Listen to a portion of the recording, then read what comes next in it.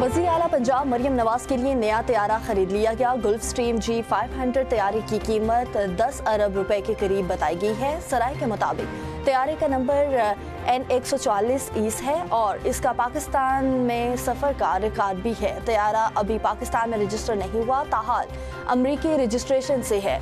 दूसरी जानब तैयारे की खरीदारी पर पंजाब हुकूमत को सोशल मीडिया पर तनकीद का सामना। वज़ीर इत्तलात उस्मा बुखारी ने जवाब देते हुए कहा कि एयर पंजाब के लिए एक फ्लैट बनाना है जिसके लिए जहाज़ खरीद रहे हैं। ये इसी सिलसिले की कड़ी है। उस्मा बुखारी का कहना था कि मिफ्ताह इस्माइल को अधूरी बात करने का बहुत शौक है। हम बहुत सारी टैक्स चोरियों से मुतल्लिक बात करेंगे तो ये सियासी इंतकाम हो जाएगा।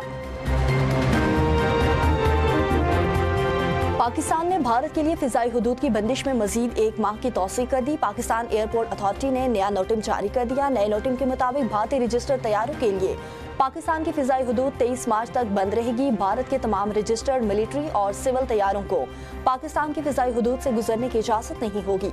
पाकिस्तान ने 23 अप्रैल 2025 से भारतीय तैयारों के लिए अपनी फ़िज़ाई हुदूद बंद कर रखी है।